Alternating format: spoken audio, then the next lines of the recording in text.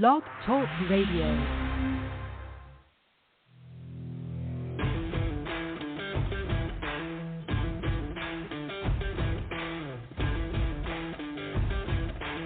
The following broadcast is brought to you by the iGolf Sports Network. Golf Talk Live is sponsored by the iGolf Sports Network and Golf Tips Magazine. Here's Andrew to tell you more about our sponsors. iGolf Sports is a live stream broadcast and media production company providing quality programming designed to attract the golfing enthusiast.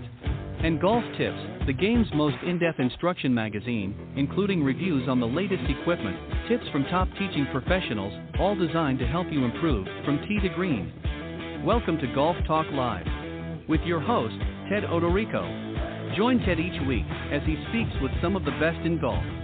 This week's special guest will join us a bit later. But first up is another great discussion on Coach's Corner. So let's introduce tonight's Coach's Corner panel. All right, good evening, everybody, and welcome to Season 12 of Golf Talk Live. I'm your host, Ted Odorico, and as mentioned in the intro, we have a great Coach's Corner panel going to be joining me here in just a moment, John Hughes and Pete Buchanan, a couple of my favorites. I will tell you a little bit about them in just a moment. And then tonight I'm super excited. As you may recall, over the last few weeks doing the shows, I've mentioned about an upcoming special travel feature that we're going to be inserting into the show the second and third Thursday of each month, and tonight starts the first. So we're going to be doing that, and that's sponsored by Golf Breaks by PGA Tour. And my very good friend and travel expert and co-host of that segment, Robert Kaufman, is going to be joining me, as well as an executive marketing person from Golf Breaks, Josh Post, will be joining us as our special guest on this particular segment, helping us to sort of kick things off. And we've got a special promotion as well that we'll be talking about when that happens, and that'll be happening at about 10 to the hour. So that'll be after the Coach's Corner segment.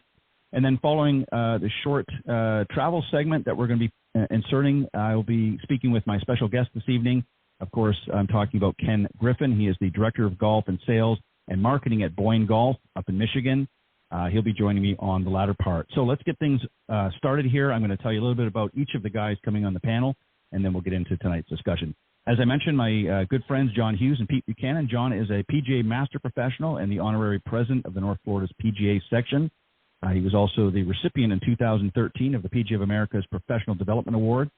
He's also a senior editor in Golf Tips Magazine Top 25 Instructor, plus part of our Golf Tips advisory staff. And in 2023, he received the North Florida PGA's Teacher and Coach of the Year Award as well. Joining him is Pete Buchanan, and Pete's been teaching this great game for well over 30 years now. He's the founder and director of instruction of Plain Simple Golf LLC, which, of course, houses the Plain Simple Golf Circuit and Simple Swing Repeater Training Brace. And he's been helping golfers all these years focus on building a repeatable swing. So, guys, welcome to tonight's Coach's Corner. Thanks, Ted. It's good to be here. Thanks, Ted. All right. I appreciate it. Thank you, guys.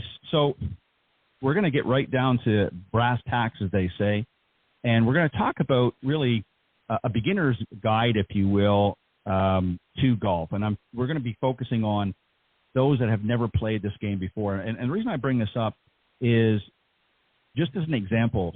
Last year, a lot of people don't realize this, but last year we've actually for the last several years have had a number of new golfers to the game. And I was really kind of taken back by this figure I'm going to tell you here in just a moment. I didn't realize it was as high, but in 2023, we had over 800,000 new female golfers that took up the game in 2023. And that's a big number. I don't know the breakdown of the graphics as far as how many of them were brand new or how many of them were coming back. But nevertheless, that was a pretty big number. That's not too far shy of 1 million.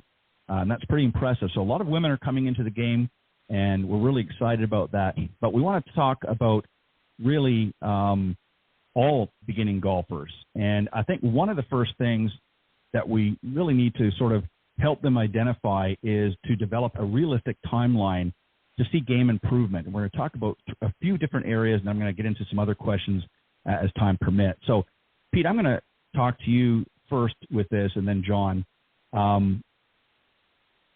there's really, I think, sort of three areas that I want to break down to. And the first one is what happens in the first month to 3 months. So what should happen for the new golfer? And I'm going to sort of lay this out for you, and then I want you to respond. So I've given some realistic timelines. What typically should happen? And I'll give you an example from the golfer's perspective. Maybe they're going to be visiting a driving range initially, maybe even a golf store, kind of, getting the lay of the land. Certainly, they're going to struggle to maybe hit the ball if they've never played before, and really not going to have any idea of what they're doing. Some may even get an opportunity to get out and play on the golf course in that time frame. So if you had the opportunity to tap into some of these new golfers coming to the game, what game plan are you going to lay out for them? What are you going to recommend, or what would you recommend if somebody came up to you that's in this set, if you will, in that first month to 3 months of them getting introduced to the game? What's the game plan you're going to lay out for them? Oh, that's a really great question. First of all, thanks, Ted, for having me on, and John, it's always a great time to be on with you. The beginners, I always try to, first off, when I get them in there, is to find out, what have they done previously? Have they played any other sports, any other games? What's their background? How much time are they going to have to devote to, practicing, what their aspirations are for where they want to go, and how far they want to get in this game, and then start to lay out, here's the things we're going to look at. Just start off by telling them what the game is all about, how it's played, what all the terms are, how everything works, and then start to get them to understand that, you have different areas of the game, breaking into putting and chipping and pitching, the short game shots, bunker shots, and, explain to them you're going to have to make some full swings to advance the ball. But just sort of giving them a layout of, here's what the game is all about. Here are the tools that we're going to use to play the game. And if they don't have any, you can obviously recommend getting them started, get something to use. But just give them a good basic understanding of what the game is. It's going to take a little bit of practice, so try to lay out based on their time and availability, how much they can practice on the things that we're going to give them. I always tend to start with beginners with the short game. I think it's just easier that way. I like to get them an understanding of what's going on around the green, because I think obviously there's more shots involved in that, and that takes a greater amount of time when they're on the golf course. So the better we can get them comfortable around the greens and get those shots under control, it's a little bit easier to advance them from the full shots on to playing golf and get them around the golf course in a more reasonable time. But that's sort of how I would get started, just to get a basic understanding for them, what they're going to be up against as well. It's not always, golf has a little bit of work involved into it to be able to do it and do it well. But just so they understand, what the game is going to be all about, what it takes to play it, the equipment that's involved, and some of the time that they'll need to put into it, to be able to start getting a better understanding and be able to hit some good shots as they go along. Well said. And just a couple of other quick points. Obviously, when you're first sort of starting off, you have to have realistic expectations of your game.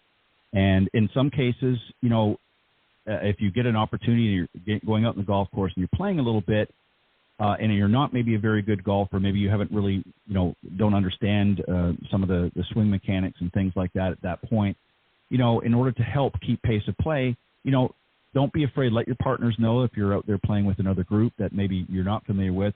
You want to finish each hole, but at the same time, you don't want to keep, slow down the pace of play. So, let them know and say, hey, if I feel like I'm really struggling, I'm going to pick up and we'll go on to the next hole type of thing. You're obviously at some point, you're going to hit some good shots. That's going to give you that feeling of, wow, I really love this game. And we've all had those shots even later on. And then obviously you're going to have some opportunities that come along where you're going to just want to, quit because it's frustrating and it's challenging. But we certainly don't want to get you to give up, to give in. You need to keep pursuing that. And I think the optimal thing in that early period, it's, in my opinion, and I'm sure you guys would agree, you have to seek out a professional to get started off right. If you try to do everything yourself and just sort of, nilly-willy go out, you might be fortunate to have some success, but more often than not, if you don't have a general understanding of the game, you're going to struggle right from day one, and that's going to add to the frustration. John, you're going to pick up from months 3 to 12. So at this particular stage, maybe they're starting to hit more consistent shots, out at the range. They might even be able to play on the golf course and finish, a couple of holes. Maybe they're finishing their whole round. One of the pitfalls, though, is, and we've heard this all, where, they've started to watch a lot of YouTube videos. They may have even done that in the first 3 months, and they're trying to figure out how to swing better, and that's going to add to a lot of the confusion. So if you're picking up a student that's now been in the game for, say, that 3 to 12 months, what's the conversation going to be like, and where are you going to take them at this point and move them forward? So first off, thanks, Ted. Always great to be on the show. It's an incredible opportunity. Here's where things pick up from there. It's typically, wow, I've got this, but yet they don't. Wow, this is really good, but why does this happen? There's a lot of why questions. There's a ton of doubt going on. Is this really the game for me? What's it going to take? So I'm typically picking up the conversation with them as far as patience, number one. Number two, there's certainly a bunch of different skills here. It's not just 2 or 3 that are going to make you successful. I start having them sort of introspectively look at what they will do and what they won't do relative to their daily schedule. There's other priorities in life, and let's put it realistically. Where are you now versus when you started 3 to 12 months ago, and how far have you come? And let's not judge it off just your score. Let's judge it on your ability to have fun, enjoy what you're doing. I think Pete really has it down pat, and most people neglect this. They want to hit that long drive, yet all the scores are adding up to your short game. That's why I'm saying, hey, let's not look at it as score. Let's look at it as fun, and now let's look at it as fun and particular skills. And you're always going to be working on the short game. The long game, it's about making less mistakes, and not necessarily big swing mistakes, decisional mistakes. What's the cause and effect of your decisions based on what your skill set is? To sum it up, I would say this is a discovery time of clarifying your passion for the game, clarifying what skills you've been able to create, and which skills aren't necessarily needing the most maintenance or attention so much as what skills can we use from a strength standpoint of view to keep you going and having some fun. And Pete, thanks again for your ability to be on the show with me. It's always fun to be on the show with you too.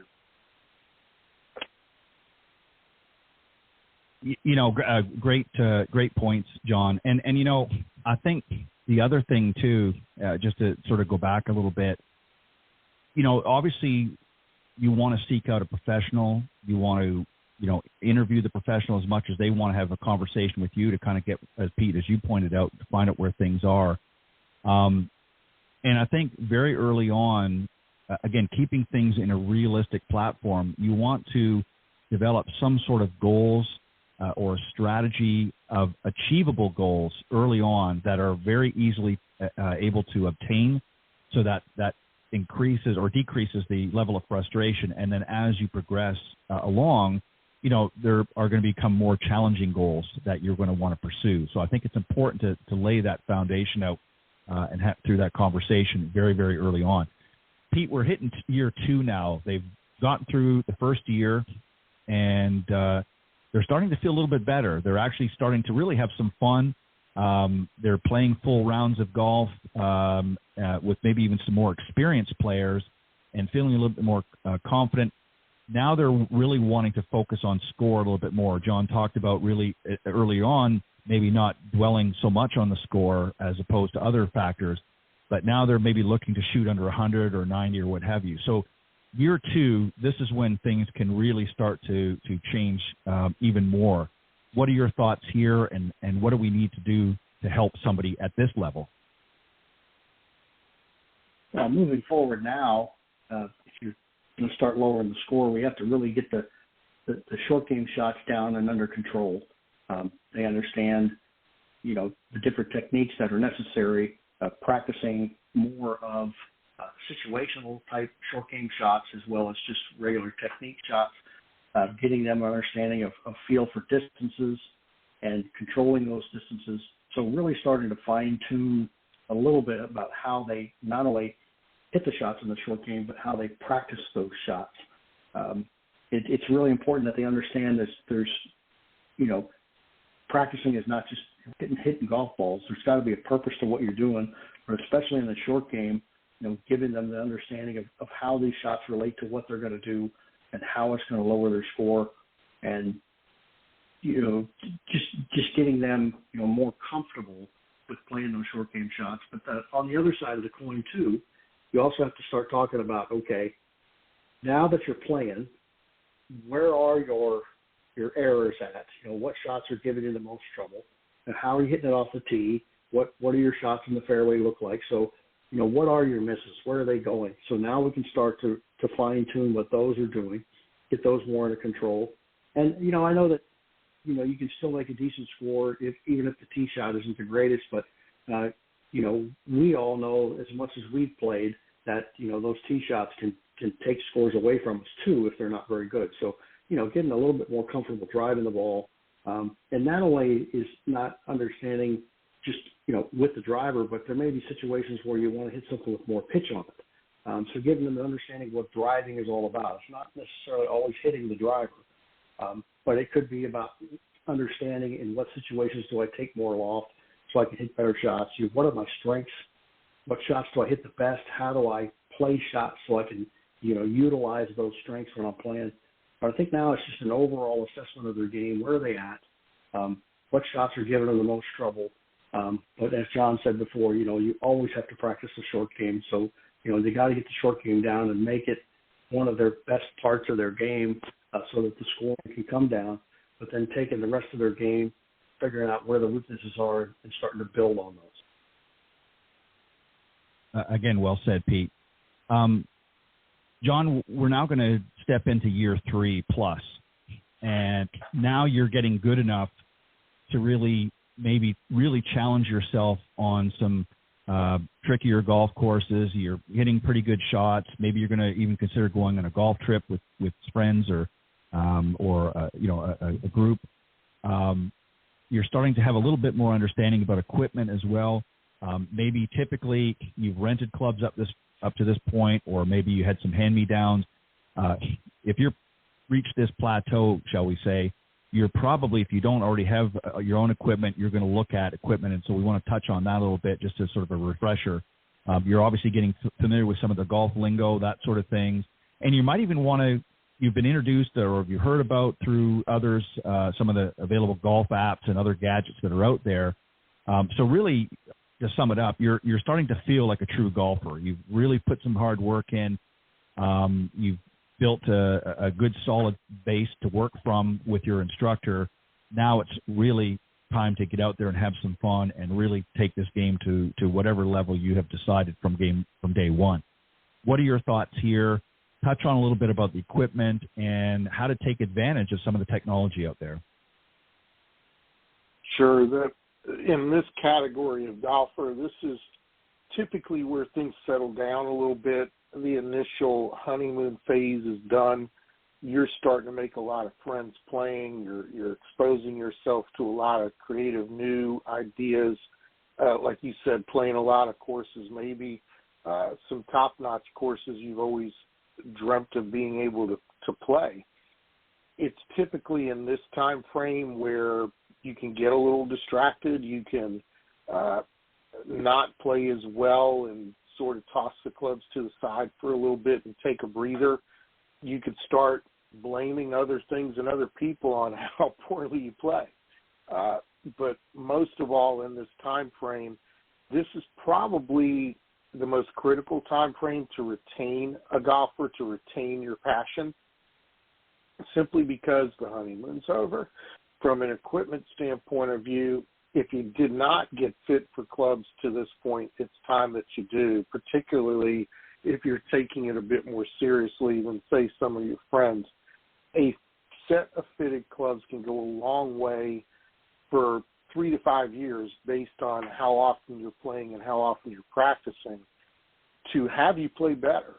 You're not buying a game so much as you're buying pieces of equipment that fit you and your game that allow you to work better with your current skills.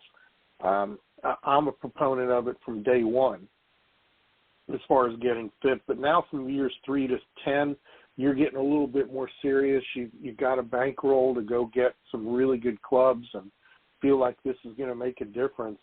You owe it to yourself to get fit.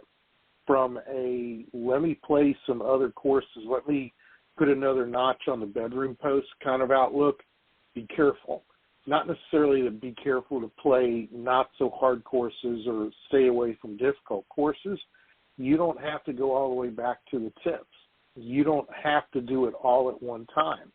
What I hear from some of my clientele in that same category is they had a great time, but they wish they'd played another tee box, or they wish they had added time to the trip, or wish they had played it at a different time of year and paid a little bit extra for the tee time.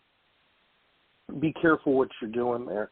Be careful how you're going about planning the trip, who you're planning the trip with, even if it's just by yourself. Pick the right times of year. Save the money to play it during a good time of year, not necessarily, say, when they're going through some maintenance to get it prepped for their peak season. Yes, you'll get a lesser rate, but you may even get a lesser experience as well.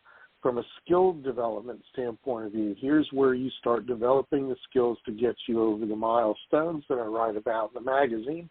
And as you try to climb over those milestones, realize that the details get more in quantity and much more intense as far as the detail goes. And I'll give you an example. You're shooting in the 80s and you love it, but 70 is really where you want to be. What's your putting stats? What's your first putt proximity, regardless of whether you hit a green or not? This is the details. You learn to putt to break 100 those first couple of years. You break 90. You're bringing the putting numbers down. Now it's time to really hone in on some details if you plan to go further with the game.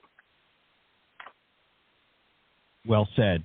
And, you know, there's always an opportunity to make adjustments along the way. This is something that, you know, in your golfing career, whether you're, you know, somebody that's aspiring to be a top level player or just a weekend warrior, you're always assessing your game along the way and making adjustments appropriately as it goes. And this is where, you know, having that initial, you know, going back to what Pete talked about, sort of having that assessment with the student and really honing in as to, you know, why are they playing? What's their, you know, sort of long-term goal? What is it they're looking to accomplish? Are they wanting to be a more elite player, or are they just wanting to go out there and have fun? Having that initial conversation is going to help guide, you know, your steps along the way.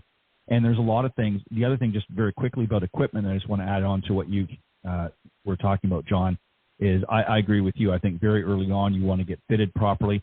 But the other thing to keep in mind, too, is even though, you know, you can play up to 14 clubs is the maximum allowed in golf, you don't necessarily have to start off with 14 clubs right away. It might be okay early on in the stages to maybe just have 9 clubs or even a set of 12 might be a recommendation. And add as your game skill level increases, you may want to add specific clubs to that. So, again, you don't necessarily have to play with a full set initially. Obviously, there's key clubs you're going to need to have. Your shorter clubs, your wedges and things like that, but you can make some adjustments along the way. So it doesn't have to be a big investment right away, but as time goes on, you definitely want to do that. Pete, what are some other things that, you know, and again, keep in mind we're really honing in on the beginning golfer, so we're going under the assumption that most of these people really don't know what they need or what they should have. What are some other essentials that they might need to purchase? I could go a long way. I definitely want to have a rangefinder, make sure that, they're understanding distances while they're out there. John made a point about stats. There's some, apps you can use now that you can track every shot you're hitting, all the proximities to the hole. And so now you can really, start to figure out what's going on and all of the things that are going on with your game while you're playing. So I highly recommend you look for some of those. Just from even from a simple standpoint, and they've been playing a little bit, make sure the shoes you have are comfortable. There's nothing worse than, you look out for a certain style of shoe and by 18 holes your feet are killing you. Make sure you're comfortable with what you're wearing. Have efficient things in your bag with, more gloves when you're practicing. Make sure you always have the various accessories with certain number of tees, certain number of golf balls. So it's just simple things that can, just make sure that you're having a better time while you're out there. But I really think, as you're starting to hone in and fine tune, if you find somebody who, working with that has some details, some launch monitors that you can really get down into better efficient numbers, maybe from, pressure mats, if you're really looking to take somebody who's a beginner that's really looking to really start to find themselves into a place, you can get some of these things available to you if you find somebody who has those that you're working with. Because some of these can be quite expensive, as we all well know. But these are some things that as you're starting to move out of that stage where you're starting to play more, the fit that you guys have talked about is really important. Fine tuning the wedges, I think that's really, really key for short game shots. You have to have good wedges, and I'd have those from the beginning. There's nothing worse than having bad wedges when you start. You just can't get the shots that you're looking for. So getting wedges that are, the proper bounce, the proper lull for you, just fit with the right shafts. Those are really, really important to start with.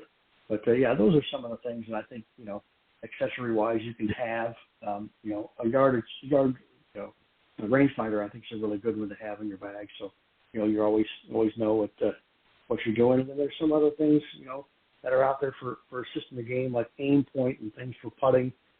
Really some additive things that you can do to help you with, the lines and the readings and things like that, I think will be beneficial as well. Yeah, and just to add just a little bit to that, you're exactly right. And I think something that beginning golfers need to keep in mind, golf certainly, it can be affordable or it can be very costly depending on which way you go. And you don't have to go out and buy the top golf ball. When you're not really a very accomplished golfer yet, you don't need to be, buying, and I'm not going to get into specifics of brands or anything, but there's some, there's different compression golf balls out there depending on your swing speed and things like that. So you don't have to get the highest compression golf ball that the tour pros are playing because you're not making the same contact that they are. So it's much more affordable. Again, golf shoes, if you're walking the golf course, you're going to be walking a number of miles, probably anywhere from 9+ miles, depending on what golf course you play. And, if they're not comfortable, your feet are sore after, a little bit, especially when you get past the hole 9, you start to feel it more. Definitely, some sort of a GPS device like a rangefinder, what have you. Again, obviously you want to have a good supply of tees and maybe even a groove cleaner, towel. And just one quick note on the wedges as well. If you're playing a set of golf clubs, maybe hand-me-downs, or you got yourself a used set, it's not just things like the grip, and obviously, are you playing the proper shaft, but you need to check and have somebody that knows what they're doing. But check the grooves on your wedges. If you're playing, wedges that have really worn grooves because they've been around for a while, you're not going to make, you're not going to get the ball coming off the face effectively. So you want to make sure that the equipment, it doesn't have to be brand new, but you've got to make sure that it's going to perform the way it should do it as well. So a lot of great points there, Pete. And I think in addition to that, obviously this is something that you're going to be, John, I'm coming to you now, is you need to really understand the basic or fundamentals of the golf swing. And there's a lot of different things that we need to know. And it might seem very simple, but you'd be surprised at how many beginning golfers haven't got a clue maybe you could walk through just a few of them. We don't need to get into all of them, but maybe just a few of them. Sure. I think the biggest one that I see people struggle with when they turn around and go, why, coach, did the ball do that, is ball flight laws, just simple ball flight laws, and start with the face of the golf club. Was the face square to the target, open to the target, close to the target, and just start taking inventory. Don't ask why it was like that. Just start taking inventory, and your supercomputer between the two ears is going to figure a lot of that out on its own. What you need to be thinking of while on the golf course is just that. That's where the adjustments are made. The adjustments aren't made in your swing. They're made in how you set up. That's the second real key. I'm writing a piece now about 5, 6, 7 things that I see on the range every day that even whether you're a beginner, an intermediate, you've been playing a while, there's just things that if you could change these 5 or 6 or 7 things, how would you change them? And to give you an example, where is the face when you put the club down? That's going to affect how the face hits the ball, which in turn is going to affect where the ball is flying to. I think that's a really simple, key basic that in the heat of the moment you forget about, but it's telling you a lot more than you realize. And once you wrap your head around that, the game doesn't necessarily become easier. It becomes a little bit simpler to decipher and make those adjustments for you. That'd be one. Number 2, learning from your mistakes. A lot of people just keep making the mistake. They can't figure out why they're making the mistake, yet they keep doing the same thing. If you're looking for something different, you've got to do something different. And typically, whether you're a beginner to playing for 20, 30 years, it keeps Pete and I in business. You've been doing the same thing over and over and over again and can't figure it out. That's the definition of insanity. Do anything different, but keep it to a priority system. Don't be experimenting outside of your skill capability. It's okay to experiment outside your proverbial comfort box, but realize what your skills are and aren't, and be willing to push the envelope only so far as to do something different to see what you can get accomplished. A great way of doing that is, do you know how to shape a shot? Some people can do it, some people can't. Pressing your skill level would be, hey, all I can do is hit a fade. Why don't I see how straight I can hit it? If you're hitting a fade all the time and you just don't have the swing characteristics to hit the draw, don't frustrate yourself. Learn to hit it straighter. Likewise, in the reverse, if you can hit a lot of draws and can't hit a fade, that's just an example of it. And third, be patient. Be patient with yourself. Be patient with the people that you surround yourself with on the golf course. Be patient with golf course operators. Be patient with the maintenance people. Be patient with the people in front of you and behind you on the golf course. So many times that patience level runs out and the frustration sets in, and then all of a sudden the displacement of your frustration can cause some issues.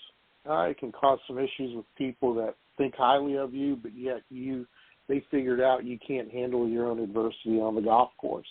I see this a lot where people just get so frustrated that it's negatively contagious on the people that are around them. Golf course is not inviting you back. Yes, that does happen. And just being able to deal with adversity, be patient. Be patient with everything you do, whether it's improving, playing, getting to the golf course, going home from the golf course. I think you'd be real surprised when you pay yourself some patience how things level out for you. I couldn't agree more. Again, well said. And Pete, this really goes, John raises a really great point, sort of finish things off on that note, and that is, the mind game, the mental game, if you will, as some refer to it, is a hugely overlooked area of the game by most amateurs, and particularly beginning golfers. They're so focused on, wanting to hit that great driver, wanting to, make that 30, foot putt and what have you. But they forget about as things that John pointed out, the increased level of frustration and how that manifests into your game. Are there some techniques that you've found successful with some of your players on how to ratchet that down? What is it, obviously this gets into the area of self-talk and things, and I think it's important that you learn these techniques very early on in your golfing life, because the sooner you learn it, the more you practice it and incorporate it into your, whatever level of play you might be at, the better and more repeatable it's going to be, as opposed to waiting, until later. So what are some things that you would recommend to help sort of keep things in perspective and not let things like tension and that sort of thing creep in because you're overwhelmed or you're exhausted or you're frustrated with what's happening on your game or what's happening around the golf course? What are some thoughts here? Well, the first thing I would look at, just going a little bit deeper in what John was talking about, he's talking about learning from your mistakes. I want all of my people to understand what controls what, so that when you understand, what controls the face, what controls the direction, what's going to help you with the contact. If you understand what the controllers are, then it eases the frustration, because now you understand exactly what to change to fix it. And so that's really important, that they understand the cause and effect. What's going on? Why do I hit the shots that I hit? It's always, good for them to understand, what is happening, but most importantly, what do I do to fix it? And so I always try to get them to work towards correct instead of fighting an incorrect. It's a totally different ballgame when you're working towards correct and you understand what that is and what correct is for each individual player, what they're trying to achieve. I think if you can get them that great understanding of, how to practice and what they're trying to do, that will immediately change what's going on with the contact so they can get there a little bit faster. I think that will ease a lot of the frustration. I think understanding, too, that, not every shot has to be perfect when you're playing golf. You can still make some really, really good scores and, not hit some really great shots. That's just part of the deal. We all strive to want to hit it better, but we also have to understand how to score, when those things aren't happening. And so, you don't have to hit everything perfect. You just got to be able to keep it in play. And, going back to what I was talking about before, mental side, what are your strengths? Let's play to them. I mean, if you're on the driving range warming up and you're hitting every driver 55 or 60 yards to the right, I probably wouldn't tee off with a driver on that hole. So, the first hole, that's giving you an understanding of, okay, things aren't going as well as I'd like, but if I put some more pitch in my hand, now I can control the ball around the golf course. So understanding things like that. It's always a little bit frustrating, but, to understand that, it's definitely a game that we're playing, first and foremost. The better you can understand, what this game is all about, enjoying the fact that you're out there with some friends, having some fun. Don't let the bad shots get to you, because we all have them. It's just the way it is. Just turn on the television on the weekend. You're going to see them. Even the best to play the game are going to have bad shots, but it's what you do after that bad shot that's important. How are you going to get yourself moving forward from the shot that you just hit? So understanding your situation. I always like to use that old episode of Leave It to Beaver, when the Beaver would get in trouble, and instead of just fessing up, he'd just put himself in more trouble and more trouble. If you get in trouble, get out. And so if you hit a bad shot that goes into the woods, just take the one to get back out of there. Golf has a way of evening itself out. So if you take that one shot to put yourself back in the fairway, you probably made a 25-footer that you probably shouldn't have made, but you did. Well, you just made up for the one shot that you took out. So there's always a give and take when you're out on the golf course. So, my best advice is, try to be as even-keeled as you can, have as much fun as you can. Don't let the bad shots get to you. Use some breathing techniques to help you, deep breath before you start off. Say, hold on, let me just take a deep breath. Let me just pause here for a second, and then get started again. And I think, if you can do that around the golf course and just settle yourself down, I think you'll have, first of all, much more fun.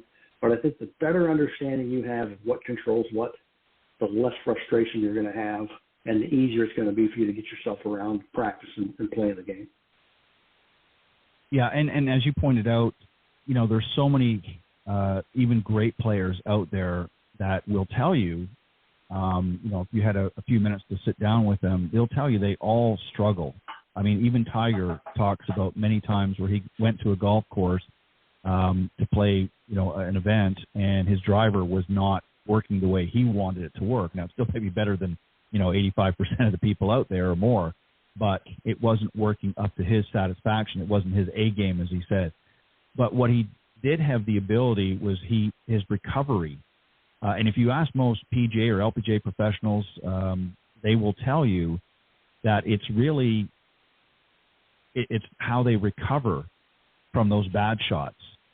Nicholas said that as well. I mean, it's how you think your way around the golf course. It's a game that you play. It's not just about the shot. Obviously you want to put as many good shots together, but, you also have to be realistic that there are going to be some times when you're not going to hit it exactly where you wanted it to go or even in the direction you wanted it to go.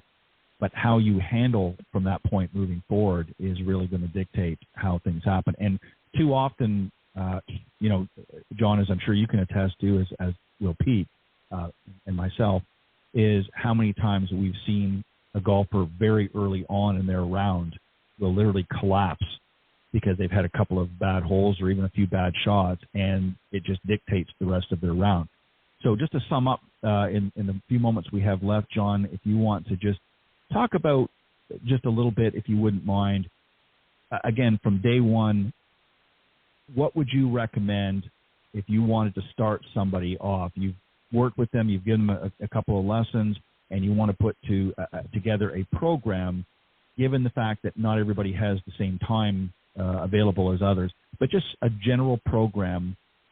What would it involve, and what kind of time could they commit and still see some results without having to give away, all of their time? That's a great question. I think Pete would agree. We get that asked a lot of us by potential clients, current clients, even past clients. I always talk about life priorities. Where does golf fit into your life priorities? If it's not within the top 5, then let's be realistic about that time frame and that program. If it's in the top 5, then let's escalate what that program may or may not be. And the top 5 doesn't necessarily mean score. It means your level of commitment and passion to the game. Is it just a passing hobby that you do once a month, or is it something you spend a great deal of time on, your family spends a great deal of time on? It's close enough to whatever you believe in and the family and your profession that it comes in 4 or 5 that you really want to bear down and make some serious commitments. The other realistic thing is when a coach puts a program together for you, we're crossing our fingers that you're going to go home, go to a different golf course, driving range, wherever it is, and you're going to get some quality practice in before you come back and try to add to that program. Most of us are trying to build a building block process for you in a program. Not necessarily that one skill is totally dependent upon another, but how they intertwine and how you metamorphosize yourself from the bare basics to be able to handle yourself, and as Pete said, understand what the controllable aspects are. If you're not doing yourself justice by at least making a small effort, when you come back to do the program, don't be surprised when you're a really good coach, and this is a mark of a really good coach, will ask you to repeat the last lesson. Don't take it personally. We're trying to get you somewhere where you get results for yourself. It's not about us. It's not about the teacher in school telling you you've got to do the lesson over again. If you're really into a program, make that commitment. Make it realistic based on your level of commitment within your lifestyle and where it fits in your priority system. Third thing with that program, pay attention to the details. Work more on those. You don't have to be ultra inquisitive and ultra thinking about these details. Pick one. You'd be very, very surprised. And I talk to my clients who own flight scopes or simulators. They're worried about numerous different data points. I ask them to focus on one. And typically when you focus on one, there are others that will follow behind and improve. And I think that in a nutshell, if you can take a program and put it into that kind of perspective, you're going to gain something out of it. You're not only going to gain some skill improvement, you're going to gain some satisfaction, some fun. It may open up your eyes to some things that you didn't think you were capable of. But again, it goes back to that patience level of, if you're not patient with yourself and the program, who else is going to be? Last thing, you put trust in somebody to put the program together for you, whether it's Pete, myself, another coach, whoever it is. You've put a lot of trust in us. You've put a lot of trust in your equipment if you've gotten fit. Who else are you going to trust? You have to trust you. And if you're not out there building trust in what you're doing through a program, how are you going to build confidence? Contrary to popular belief, confidence does not come with anything more than trusting yourself, living through a little bit of adversity, understanding how to handle that adversity, but more importantly, getting through the growing pains of improvement. And as you go through that and start trusting yourself, I think you're going to surprise yourself when you get on any tee box anywhere in the world, how much more confidence you're going to have. Great way to end the Coach's Corner segment tonight. Well done, guys. You hit some really great points this evening. One last thing that I would add is, from the student's perspective, never be afraid to ask questions. If you're working with a coach or a teacher professional, don't be afraid to ask them questions. If you're unsure, better to get them to repeat or clarify their position so that you fully understand, because the last thing they want to do is tell you something or point something out that you're not fully receiving, and then only to find out that you're confused at later. So don't be afraid. There's no question that's really stupid or silly or what have you. Ask the question and better to understand. So on that note, I want to thank you guys for doing a great job on tonight's Coach's Corner panel. And as always, give you a quick moment to let the folks know the best way to reach you. Pete and then John. Well, again, thanks, Ted. John, thanks again. It's always a pleasure to be on with you. They can reach me at PeteBuchananGolf.com. All my information's out there, and just a simple way to get in touch. So let's start a conversation and get your golf game going. John, go ahead. Sure. John at John Hughes Golf, johnhughesgolf.com. The social media is the same. Just a real quick plug that there's very few spots left for me in Orlando at Omni Champions Gate Resort, my new home in Orlando. It's a fantastic facility. Hope you can get to see me there. And there's now availability at Macklemore to see me. I'll be going up there May 1 as their new director of instruction. Very excited for that seasonal opportunity. I hope you do get a chance to go up there. I was just up there last weekend. It's a special place, a place where you can really get a lot done with your golf game and enjoy some serenity and quiet. 2 top 100 golf courses. It's fantastic. And Ted, Pete, again, thanks for the opportunity. It's always a lot of fun for me the second Thursday of every month to get on and share the passion I have with everybody. Always a pleasure, Pete and John. Thank you for all you bring to the Coach's Corner segment of this show. And you guys have a great weekend. And John, safe travels. Thanks, guys. All right, that was the Coach's Corner panel segment, and we're going to take a quick break, and then I will be back with our special Golf Breaks by PGA Tour Travel segment. We'll be right back. The following ad is sponsored by Golf Tips Magazine. Are you tired of being short off the tee? And what about those 3 putts? Forget about it. It's time you got serious about your game. Golf Tips, the most in-depth magazine in the industry. For over 30 years, Golf Tips has delivered expert content such as the latest golf instruction from America's top pros, simple-to-follow practice and game improvement drills, fitness and mental game tips, equipment, training aids, accessory and apparel reviews, golf destinations and travel tips for every budget, and so much more. Don't miss a single issue. Go to golftipsmag.com and subscribe today. This golf travel segment is sponsored by Golf Breaks by PGA Tour. If you are tired of researching and planning your group's golf trips, let the travel experts at Golf Breaks by PGA Tour help.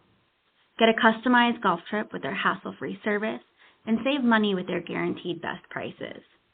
Right now, Golf Breaks by PGA Tour is offering up to $200 off your next golf trip, exclusive to Golf Talk Live listeners. Simply quote Golf Tips 200 online or over the phone. Terms apply. Go to golfbreaks.com to start planning your next golf trip today. All right. I'd like to welcome everyone to our special travel feature, again sponsored by Golf Breaks by PGA Tour, with internationally published in golf and travel writer and award-winning photographer, my co-host this evening, Robert Kaufman. Also joining us this evening is our travel partner and special guest, Josh Post, who is the marketing executive at Golf Breaks by PGA Tour. I'm going to tell you just a little bit more about each of them, and then I'm going to bring the guys on, and we're going to have discussion in our travel segment tonight. So Robert, as I mentioned, is our internationally known published golf and travel writer. He has traveled throughout the world in addition to all 50 states and has played golf in over 26 countries. Following a 12-year career as a freelance journalist, photojournalist, he founded the Northern California's first monthly golf publication, Golf Today. Subsequently, he was honored as the Northern California PGA Sports Media Person of the Year and was instrumental in developing and guiding a golf marketing initiative to raise global awareness for California as a top-tier golf. Currently serves as a travel editor for Golf Tips, along with contributing to other publications, which he can be viewed on his website at pictureparfect, PARFect.com. Also joining tonight is, as I mentioned, a gentleman from our travel partner, Golf Breaks by PGA Tour, and special guest, Josh Post. He is the marketing executive, originally from Worcester, Massachusetts. He has been playing golf since he was about 12 years old and has been working with Golf Breaks by PGA Tour since the fall of 2019, so just a little over 4 years, working out of their office, U.S. office in Charleston, South Carolina. And on a side note, personally, he has lowered his handicap down to an 8, and his lowest round was 79. So he's, like the rest of us, still working on his golf game. So please welcome Robert Kaufman and Josh Post. Guys, welcome to our special travel segment. Thanks, it's great to be here. Get this segment kicked off on the podcast. Excited about it. Well, we're very excited. Not a problem. Josh, we're happy to have you, and again, a special thanks to our new partner at Golf Breaks by PGA Tour. Thank you to all of those great folks for helping to put this together, and really excited to kick this off. And as I've mentioned leading up to tonight's show, we're going to be featuring a special golf travel segment by Golf Breaks by PGA Tour every second Thursday, so the second and the fourth Thursday of each month on this broadcast. So we're really, really excited about that. Tonight, of course, is our inaugural. So, Robert, I'm going to just kick things off, and then I'm going to let you jump in as well as my co-host.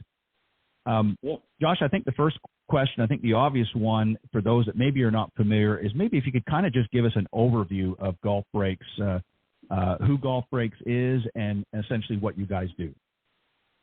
Yeah, absolutely. Yeah, so in the easiest way to describe it, we are basically a travel agency for golf trips, specifically golf trips, and then we also offer tournament packages. So Golf Breaks was founded in the UK back in the late 90s, and then expanded over to the US in 2016 into our Charleston market here. To service the American and Canadian golfers. And basically what we do is we put together golf trips, take all the hassle out of doing it yourself. We partner with a number of the big name golf resorts, golf courses, a lot of the PGA Tour venues, and basically package accommodation and tee times into one, and basically just do all the work for you. So you don't have to. So well, Josh, what's great about expand on? Yeah, go ahead, Robert. Sorry, go ahead. Oh, I'm sorry. I didn't mean to jump in there. I was just hoping maybe to expand on what Golf Breaks by PGA Tour does. What is your relationship with the PGA Tour? Yeah, absolutely. So we signed a partnership with the PGA Tour back in 2019. So they became a minority stakeholder in the business. And with that, opened up our connections with the PGA Tour to sell multiple PGA Tour destinations, as well as utilize their channels, their marketing channels with the Golf Channel to obviously put our ads on the Golf Channel, as well as their database of email and basically audience across the board. So we have a great relationship with them. Our founders are actually down at TBC Sawgrass this week, meeting with them as they do annually. So we have a very strong partnership with the PGA Tour. Excellent. Yeah. So just kind of kicking into to what your role is as a tour operator. So, decades ago, vacation might have likely began with a visit to a travel agent, right? And who relied on a combination of expertise and connections to find the best deals, plane tickets, hotels, tours, and what have you. Nowadays, obviously, fast forward with all the online booking platforms, virtual golf tours, mobile apps, it's made it a lot easier for travelers to plan and book trips. And of course, let's not forget about the forthcoming of AI and what that might have on the future of travel planning. Sure. So really, from your perspective, why would you consider it important and advantageous to the golf traveler to depend on a golf tour operator such as yourselves? Yeah. So when it comes to booking trips, take a group of guys, for example, who go on an annual trip every year. They brainstorm, all right, we want to go to maybe these 5 destinations. And then, okay, well, now we got to do the research, and now we got to check availability and tee times and everything like that. So that's a pretty strenuous side of, your normal day-to-day, your 9 to 5, what have you. So, the advantage of using an operator like us is basically all you have to do is let us know what you're looking for, and then you just have to sit back and basically book it and sit back and wait to travel. So it takes the stress out of doing all the calling around, doing all the, booking yourself. And usually we can actually get you a better price because we have such great relationships with these venues. We can often save you around 10 to 15% than if you were to go and book it yourself with the venues direct. So is what you're offering, are they all like prepackaged tours, or can they be customized to what your customer wants? If they want to go to Myrtle Beach or Scottsdale, what have you, and they want certain resorts or golf courses, you can put that together. Absolutely, yeah. So our trips are 100% customizable. So, and we do groups of all sizes. We've done trips for groups of for one golfer. We've done trips for a golf group of 100 golfers before. So, we can customize it exactly the way you want it. Number of nights, number of rounds, tee times, all that. So everything, nothing's prepackaged. What you might see on our website is basically just an idea of the trips that we can put together. But ultimately, when it comes down to it, it is your golf trip, and we want to customize it the way that you want your trip to go. Right. Okay. So what types of trips have you been seeing the most growth? Like, is it like luxury end, buddy trips, couples, families? What area has been growing the most here? Recent months, years, last couple of years. Yeah. So obviously with the pandemic and travel shut down, I think the biggest sector that we saw take the biggest hit was obviously our bucket list trips over to Scotland and Ireland. Obviously those trips with international travel being shut down during COVID were out of commission for about a year and a half. So coming out of COVID, it's been the biggest, kickback are those trips over there. They're bucket list trips. They're on pretty much every avid golfer's bucket list. Nowadays people seem to be looking to check that off their list. So that's the biggest growth that we've seen. And with our partners over in the UK and Ireland, and obviously our headquarters being in the UK, our partnerships over there are extremely, extremely strong. So you can play Open Championship courses. You can play some of the hidden gems that maybe you haven't heard of, but are some of the best courses in Scotland or Ireland, and basically customize it to dates and times you're looking for. Mm-hmm. Yeah. So, I mean, you touched on the COVID thing, and obviously that's been a major issue in recent years. So it's interesting because it's been like exactly 4 years since the first restrictions were put in place, and certainly that it impacted every aspect of travel. On the local level, it didn't. Golf participation surged tremendously, right? Because it was an outdoor activity. But when it comes to golf tourism, is it as strong now, or do you think it's stronger than it was pre-pandemic? Yeah, I think it's certainly come back probably much stronger than it was. Obviously, with the amount of new golfers that took up the game during the pandemic, and obviously, over the number of years, honed their skills, and they're ready to take their game on the road, as I like to say, and take it to on a trip to some, Orlando or Myrtle Beach. It's certainly come back a lot stronger after COVID than before. Yeah. Has that kind of forced you guys to adjust or revise your business model from pre-pandemic?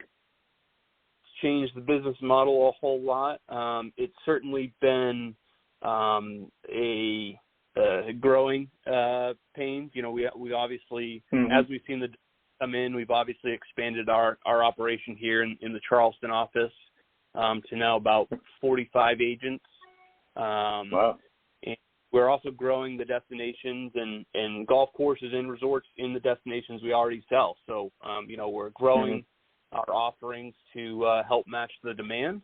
And I think the biggest piece that we're kind of looking to promote this year is advising golfers of seasonality and how that may affect the pricing that they're looking for.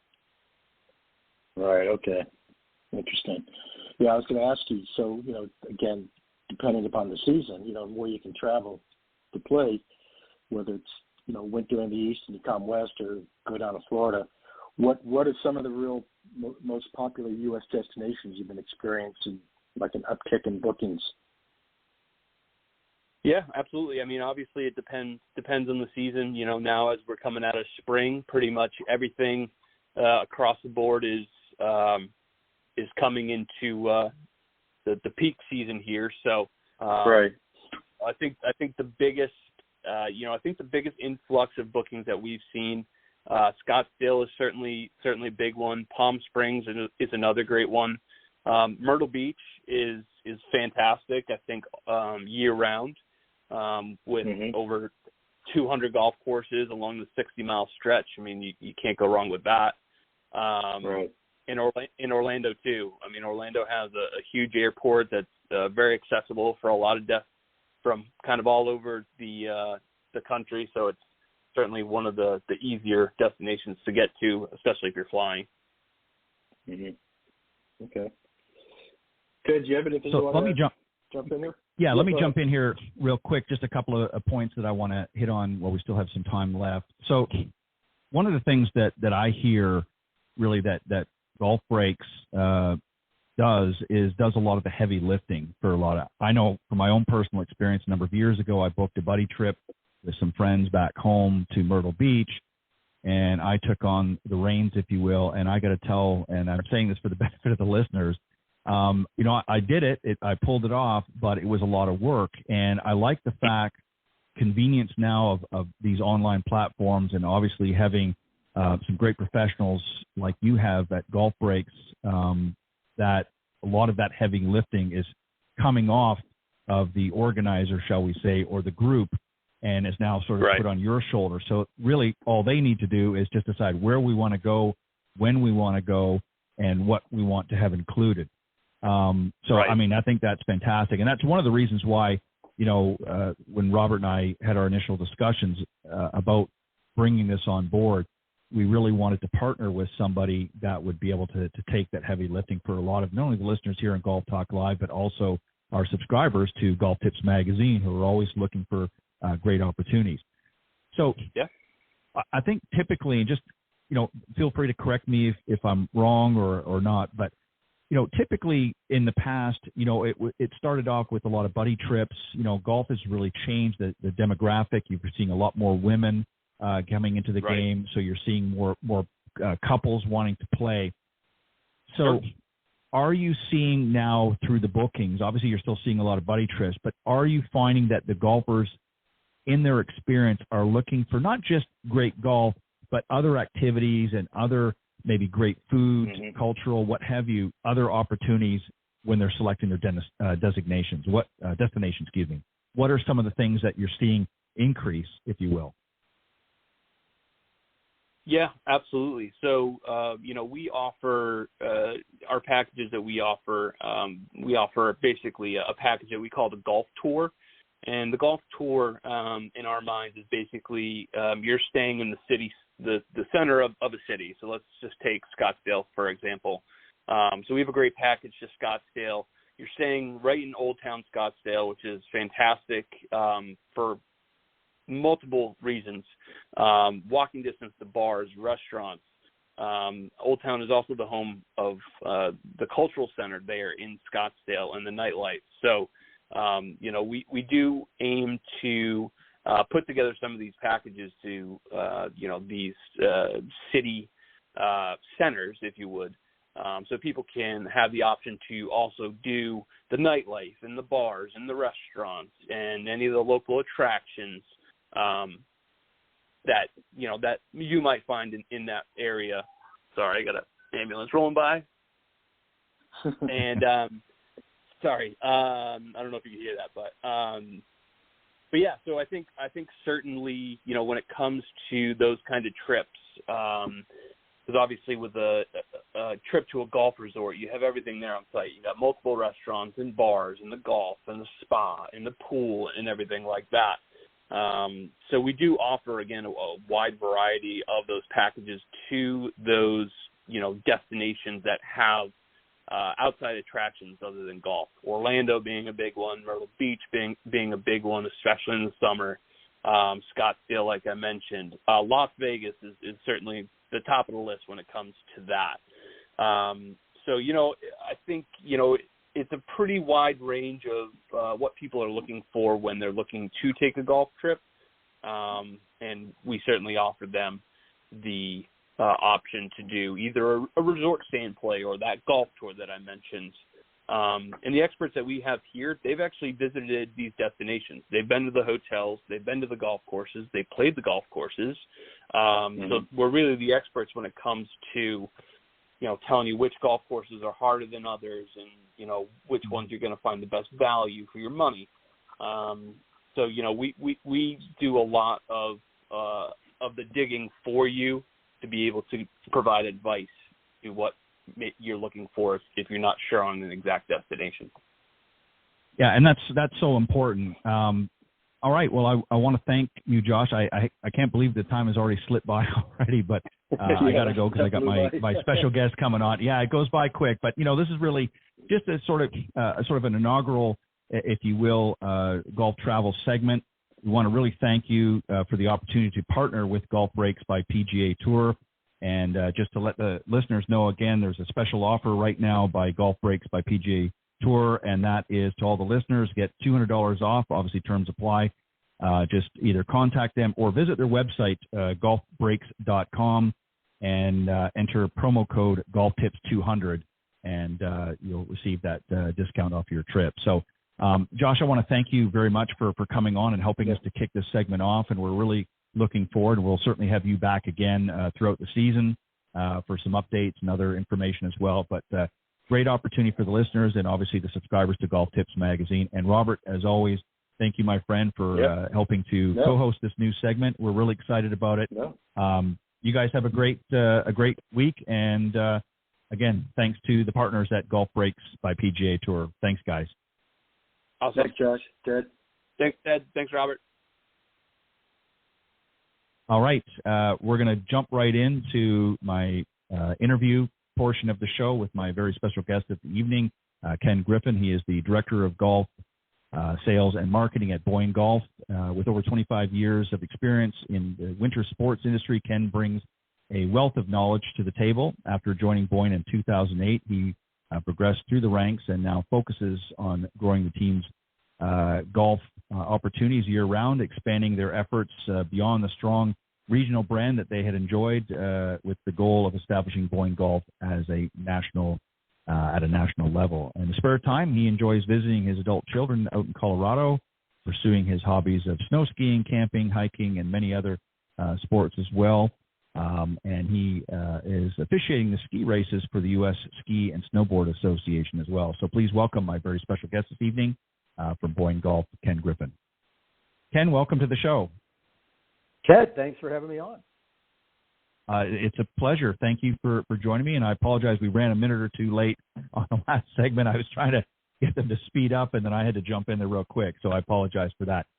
So for the folks that don't, and I just want to point out, too, because this was a travel section, just for the listeners out there, there's a lot of great golf happening up in the Michigan, up in the central part of the United States, and I know we're going to talk about that tonight. So especially at the Boyne properties, we're going to talk about that. But a lot of great golf up there, beautiful time, beautiful scenery, and all kinds of great stuff. So we're going to brag on that for the next little bit. But talk about, if you wouldn't mind, I'm going to let you brag, as I said. Talk about Boyne Resorts and particularly about Boyne Golf. What is Boyne Golf? Well, just a sec before I get into Boyne Golf, you hit the nail on the head with the great golf in Michigan. I think if people don't realize that we have 650 public courses and another 150 private. So we have to work really hard to be competitive in Michigan with 800 golf courses that we're trying to compete against. So that's a benefit for everybody that comes to Michigan to golf.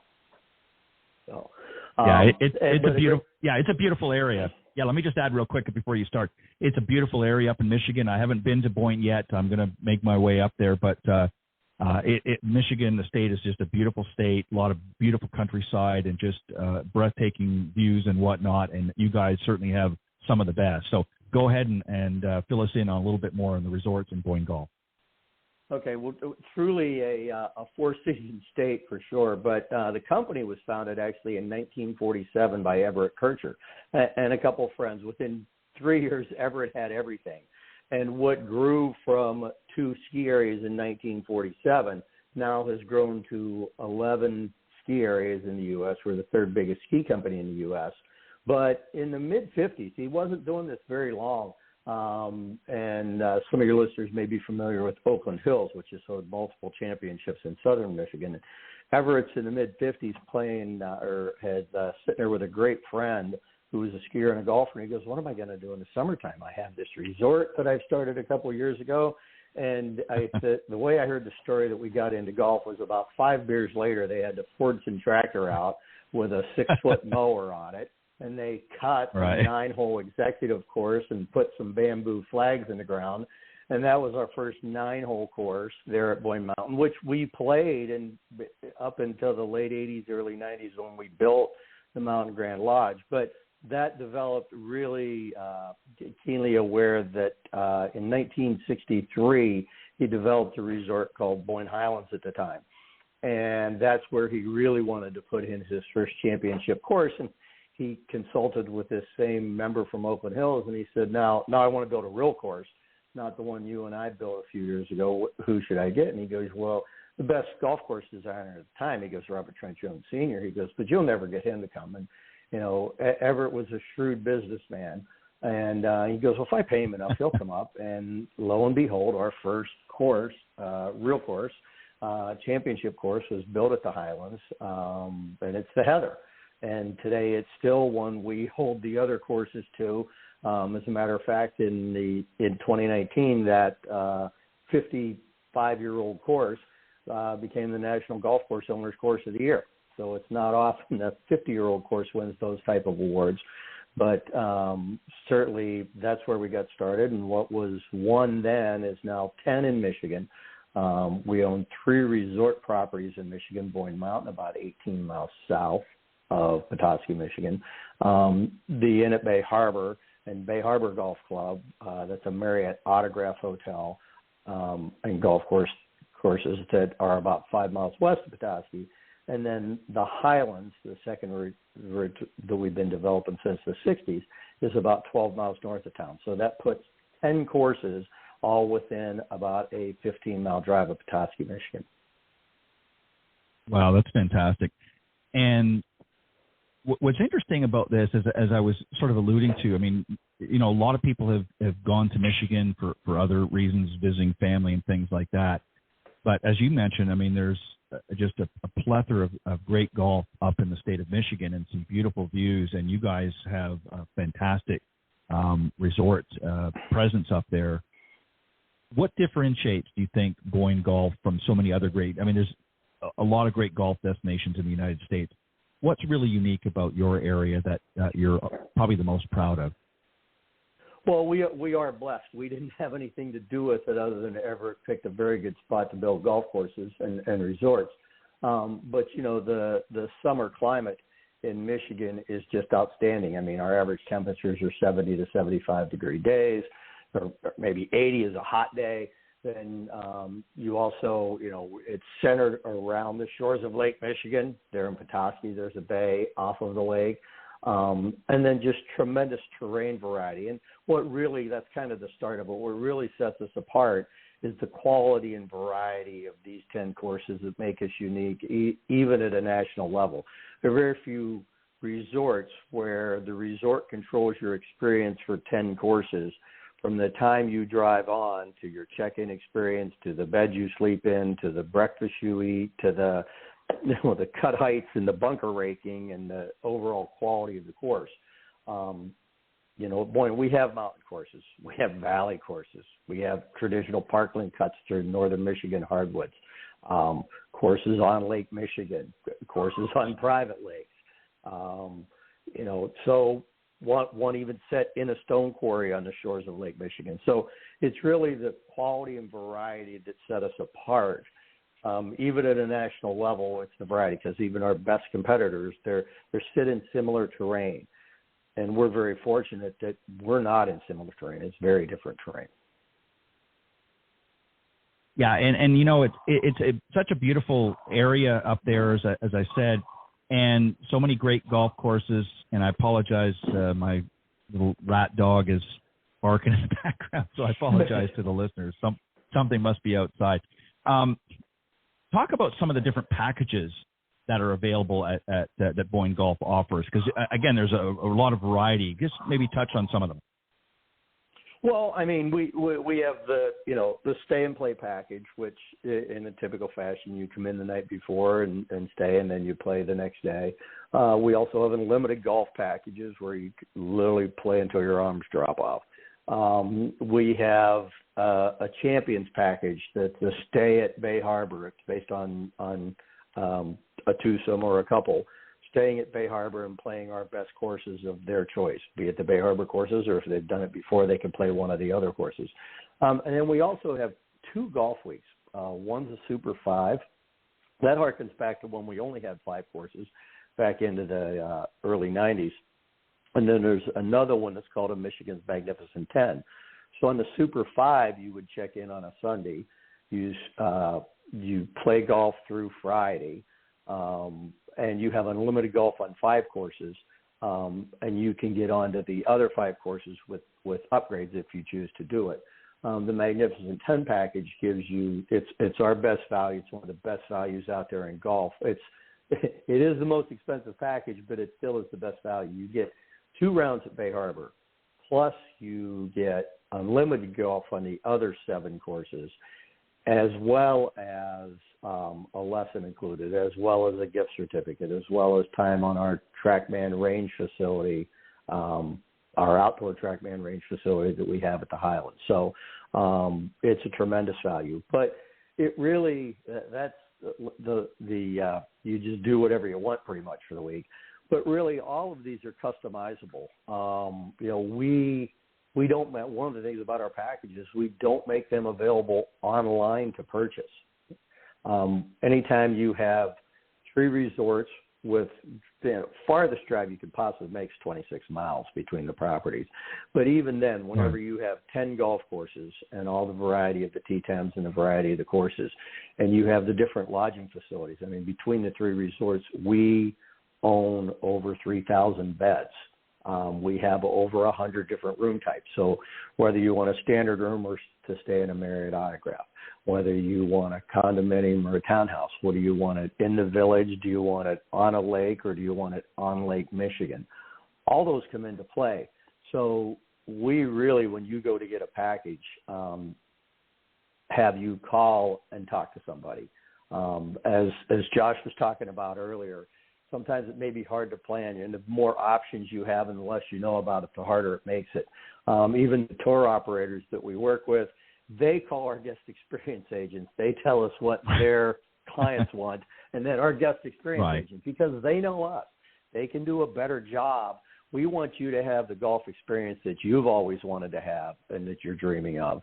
And we think the best way to do that is by calling the 800 number and talk to one of our guest experience agents. Yeah, and I think that's so important because, again, as I was pointing out, you want, in your case, you, to really do the heavy lifting. I mean, people want to go and have a great experience, but if they're unsure, especially if they're new to this type of travel and maybe they're newer to golf, as I was talking about earlier in the broadcast, in 2023, the National Golf Foundation came out with some statistics indicating, just an example, in last season, there was over 800,000 women, new golfers, to the game. And that's a big number. So that tells me that you're going to start seeing even more couples coming out, wanting to travel. And obviously now that maybe the wife or partner or spouse, what have you, is playing golf or is learning to play golf, she's wanting to participate. So, you want to, again, I'm sure in most cases she doesn't want to leave it up to her husband to book the trip. So it's kind of nice to have that sort of hands-on experience. Talk about a little bit, if you wouldn't mind, obviously some great golf, some beautiful scenery and accommodations, but Boyne offers so many other things as well. Talk about some of the other amenities that you have that are available for maybe somebody that again, is new to golf, wants to play, but wants to know what else is there to do while I'm there. What are some other activities that are available for the visitors to Boyne? Well, for example, there's a bike path around this bay that we talked about called Little Traverse Thruway. I mean, we have mountain biking experiences both at Boyne Mountain and at the Highlands, as well as Boyne Mountain.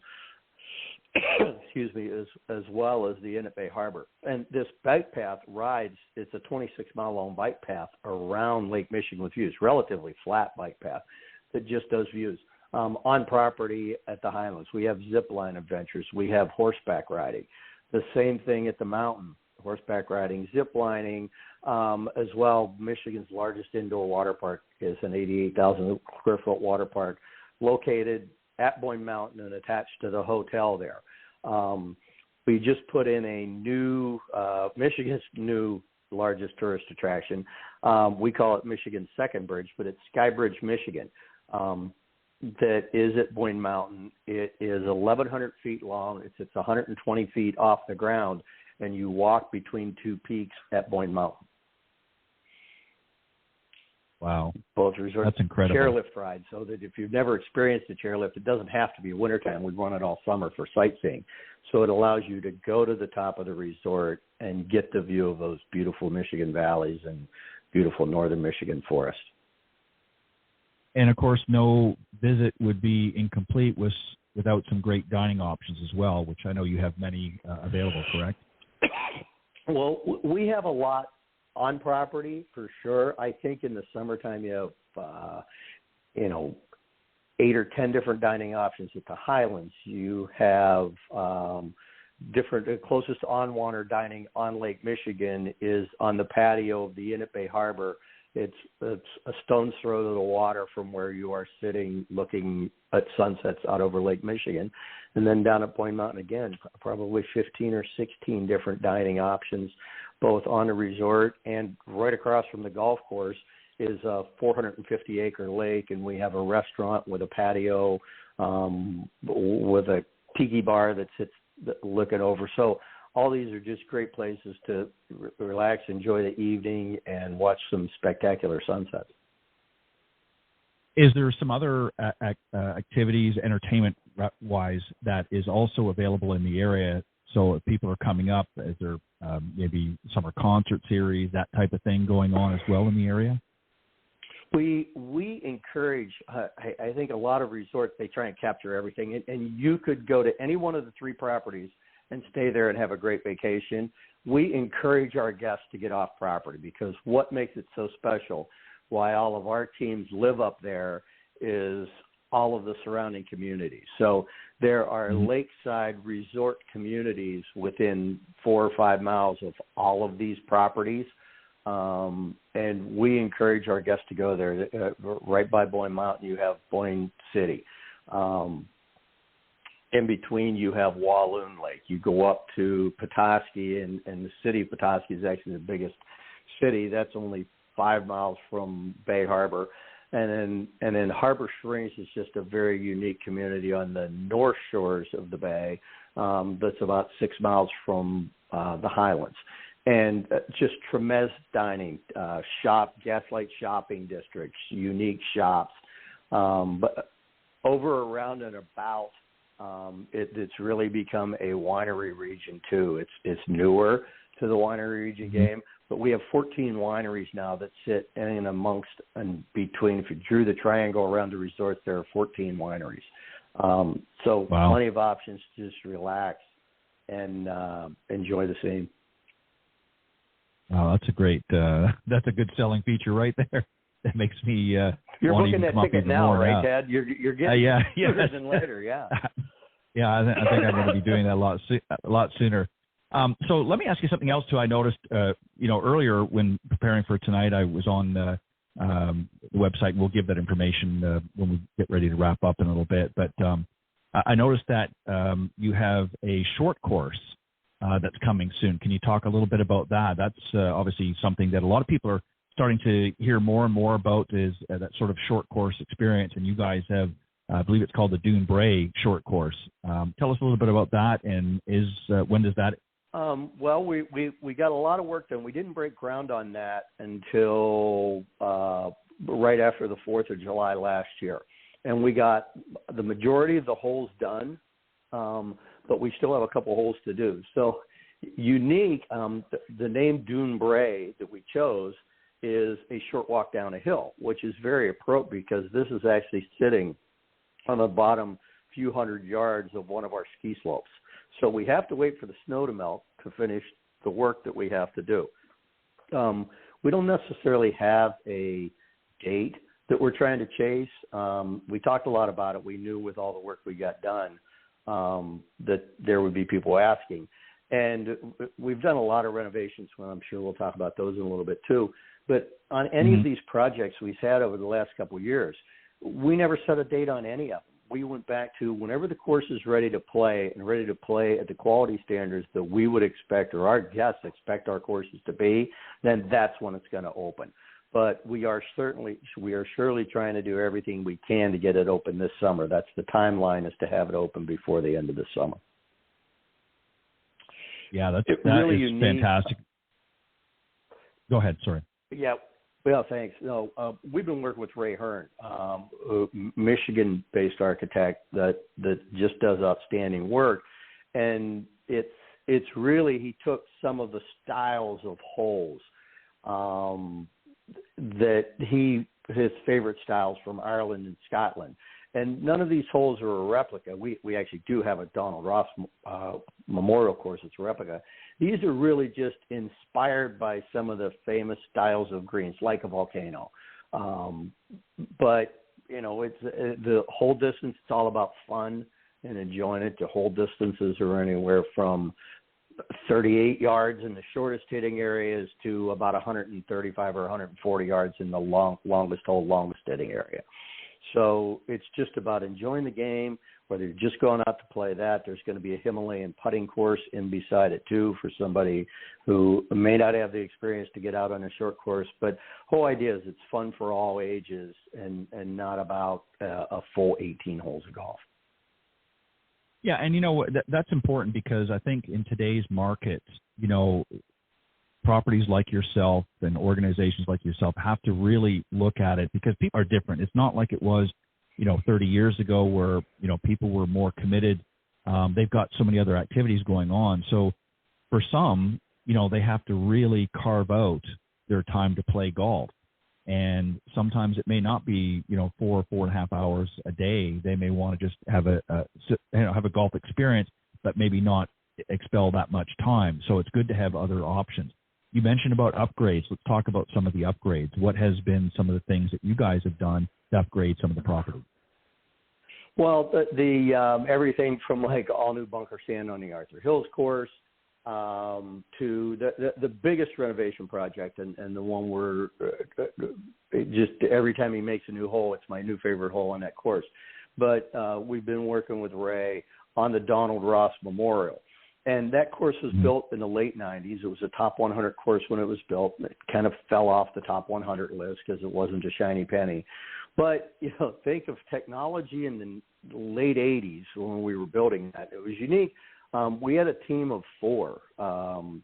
Stephen Kircher, our current CEO, Bernie Friedrich, who's now the director of golf course development and acquisition, who was 46 years our senior vice president of golf and was the National Golf Course Executive of the Year last year, Jim Flick, and Bill Newcomb, who was the actual architect, actually got in a plane and flew around and played holes for about 3 years of famous Donald Ross courses and holes, for the most part in the eastern U.S., although there is one from Royal Dornick. So what we did was took the Donald Ross holes that fit the terrain that we had and that we'd selected with Bill Newcomb. So they had started with 400 holes. They narrowed it down to 100, played those, narrowed it to 50, and then when push came to shove and we had to get 18, actually one of the things was these are all great holes and they would fit the terrain. Okay, this is at a private club versus a public club. Let's put in the one from the private club because nobody would have the ability to play that except the private club in here. So we created the Donald Ross Memorial Course. But again, the technology back then and how you could replicate it is not as good as Google Earth and GPS mapping and GPS on your earth moving equipment. So we've gone in and redone number 1, number 2, number 13, number 15, and number 16 all in the last 2.5 years. And we're going to start work on number 10 at the end of this summer, which is the Royal Dornick Hole, not one he designed, but where he grew up and really what got him motivated to play golf. And people don't really appreciate, how much goes into, they see a golf course and they don't understand. And for you guys, to be able to then turn around, some years later and say, okay, we're going to make some changes and modifications. What are some of the changes? And you don't have to go through all of them, but what are some of the significant changes as an example that maybe you could give us on one of the holes that's going to change? Well, on number 1, you start off, we have a lot more sand there now than we did 2 years ago, 3 years ago, okay, because it's a replica of Seminole number 6, so it's got a lot of sand. We're fortunate the hole beside it was from Pinehurst, that's our hole number 16, and so the sand kind of fits there as well on the thing. When you get to number 13, we went in over Labor Day a year and a half ago and just played the hole short. The entire 150 yards into the green was redone. The entire green was raised 5 feet. The green is 60% bigger than it was and an entire new bunker complex. when we got to 15, we actually had to close the hole for the year. That was 2 years ago. And what we found out, that was from Aronimink, and it's Aronimink number 11 from Newton Square, PA. And the board, well, we thought it was the exact replica, and so did Aronimink whenever we built it in the 90s. A few years ago, Aronimink found out that over the years, several of their boards had adjusted that holes and pulled out a large number of bunkers, probably because they were hitting into them. And so we shut the hole down, redid the whole hole. And one of the nicest compliments we had was 2 years ago at the PGA show. We're standing there and we're explaining to the head pro, who was winning an award when Bernie was, and we had the picture of his hole and a picture of our hole. And we held them up on our phones to him, and he goes, I only have one question. Which one is mine? And we thought that was about as nice a compliment as you could possibly get from the head golf professional at Aronimink. Oh, that's fantastic. How do you find, and I mean, obviously, you know, in addition to the changes and that, I think one of the balancing acts for Boyne is how do you balance your golf experience so that it complements and helps make it challenging for the more experienced players, yet not make it so overly difficult for the newcomers to the game? Because that's one of the things that has been a sort of a balancing act for golf. I mean, there's been a lot of great resorts put up over the years, but one of the challenges is how do we make it fun for all levels? So it's challenging for the more experienced player, yet it's simple enough that for the new beginners, that they can go out and have some fun and not feel overwhelmed. So how do you guys, how have you been able to sort of find that balance? Well, one of the things, and we kind of have a chuckle sometimes about all the initiatives to play it forward a tee and to choose your right tee. But Everett Kircher, like I said, was a very sharp businessman, and he wanted everybody to enjoy his courses. And literally since 1970, we've had 5 tee boxes. Where we first did it on the Heather, we put 5 tee boxes in, so all ability levels could enjoy it. We had a few years ago we went to 6, and now we have 6 tee boxes on every one of our golf courses, so that you can pick the length, and they're all non-traditionally colored, because in traditional colors, somebody will say, I play the white tees or I play the red tees, or right. And so we have blue, orange, green. We have a red, we have a silver, we have a brown instead of a black, we have a purple. So we want you to take a look at the yardage card and figure out where you think you're going to have the most fun playing from. And we certainly encourage you to play from there. Yeah, and that's important. Yeah, that's important. Go ahead. Sorry, finish your thought. No, go ahead.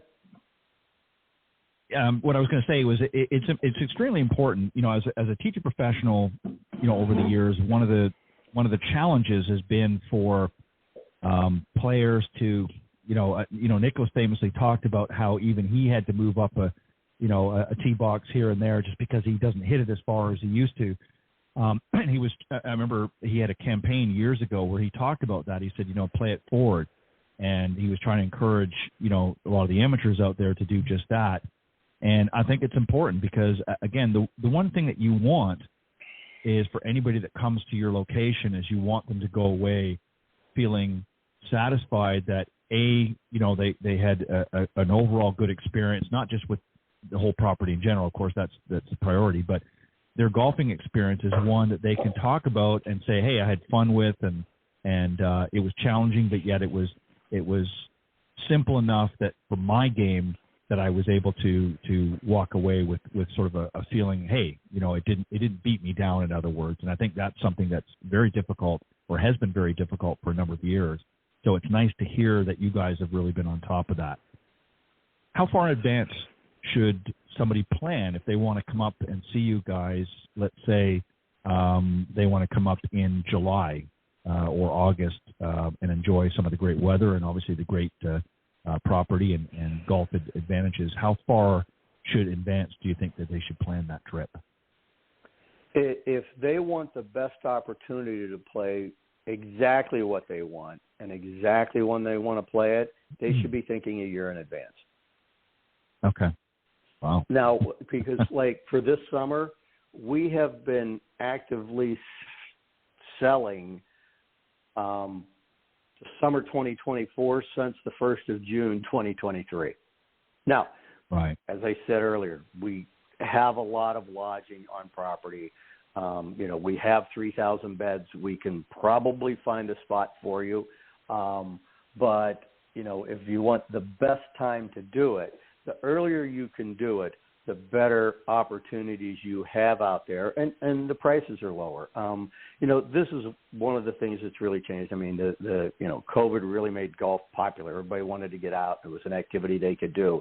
And we really prior to that, I would have said, look, if you late September, early October, start thinking about the next summer.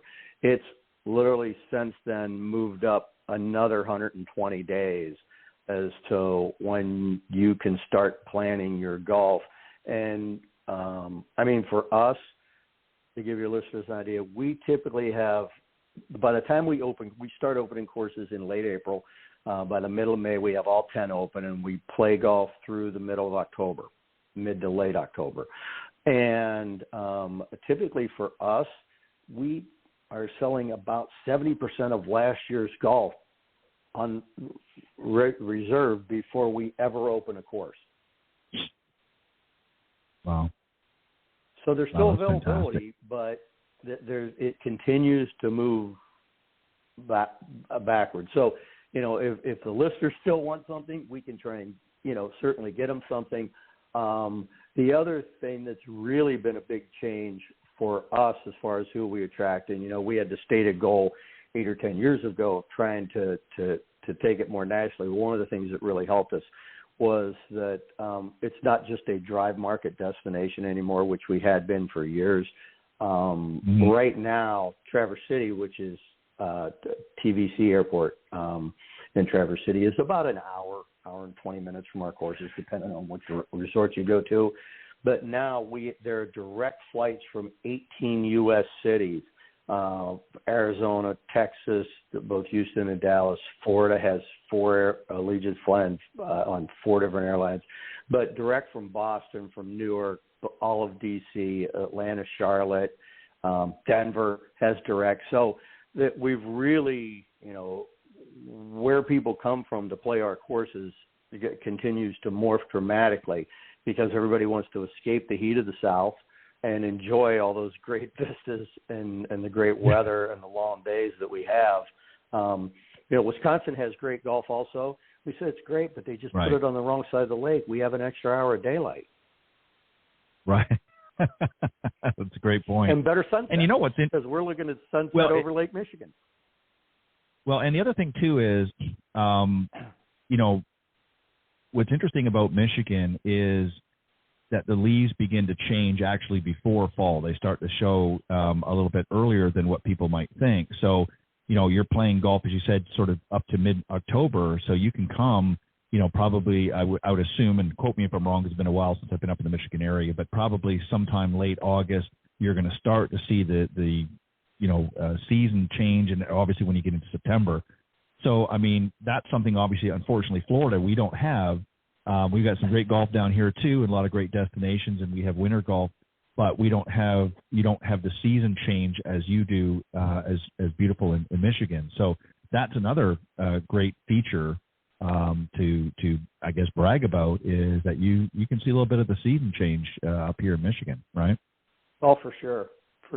And it's, I said Michigan has 4 seasons. Usually we didn't have a great winter this year, but we typically have 4 seasons, and it's a great spot to live if you like 4 seasons, and gives you an opportunity to look at, great views with slightly different settings. If you could sum up in, let's say, a paragraph or a few sentences, the Boyne golf experience, what would you say to the listeners? Well, I would say I'm hard-pressed to think of any place else where you can go, where you can have tremendous weather, you have easy access into it and out of it, and that you have the ability to experience a variety of the courses, down at Boyne Mountain. When you leave the golf shop, you have a 1.2 mile drive to get to the top tees. You actually drive to the top of the mountain, and the two courses there play off beside each other, right by the tower of the Sky Bridge attraction. Anyway, you play back down the hill after a 10-minute drive up.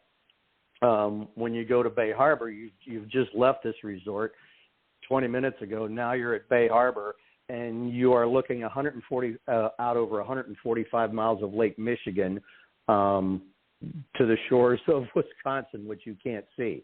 But you just have spectacular views from the three courses there, as well as Crooked Tree, which is just across the street. It's less than 2 miles away, and quite frankly, a little bit higher in a bluff. It just doesn't sit right on the lake.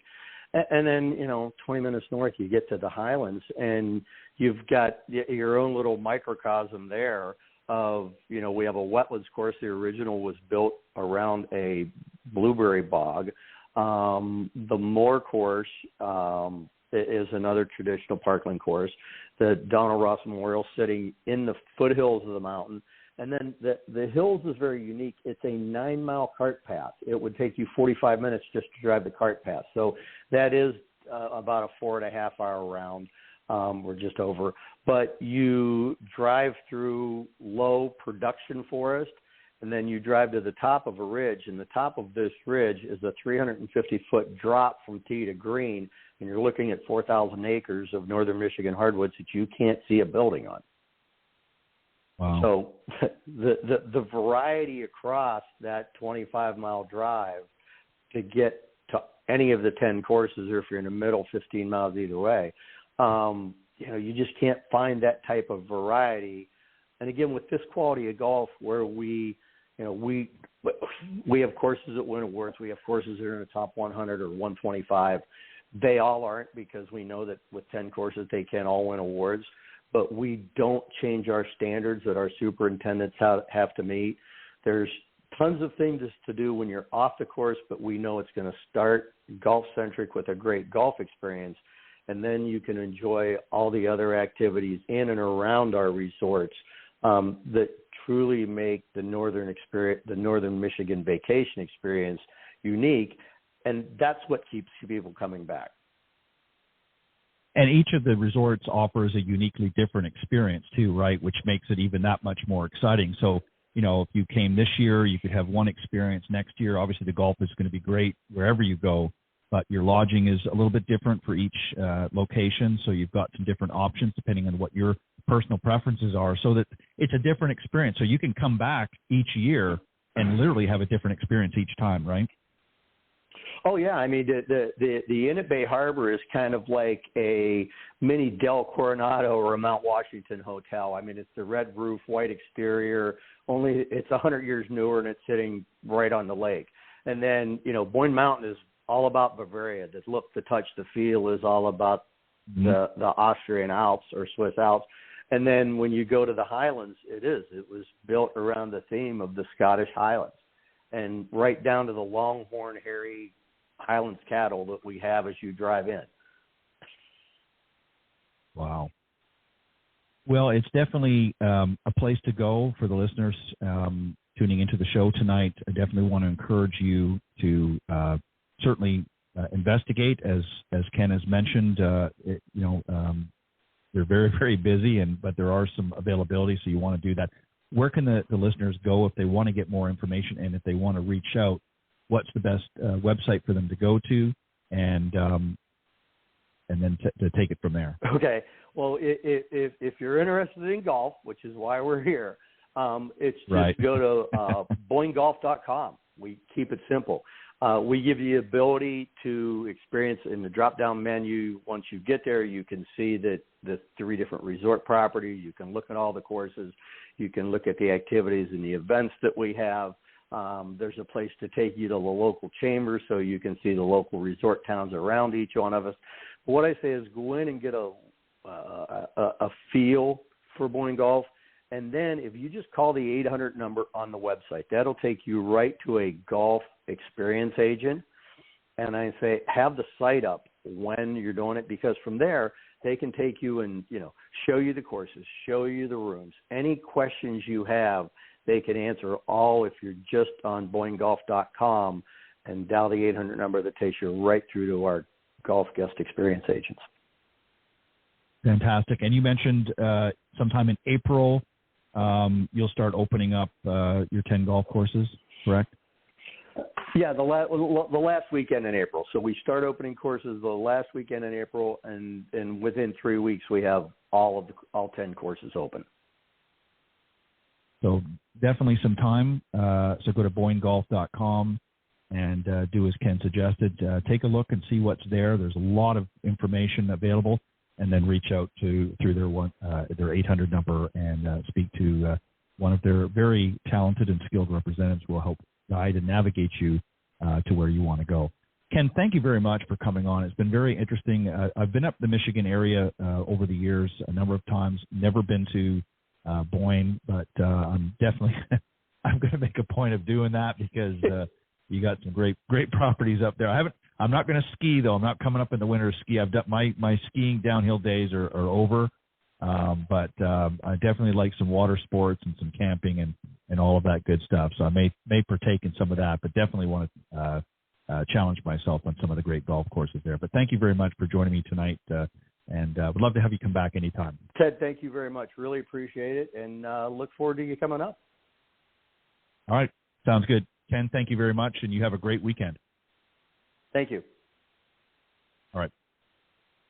All right, that was Ken Griffin, the Director of Golf Sales and Marketing at Boyne Golf. Again, go to BoyneGolf.com. A lot of information there.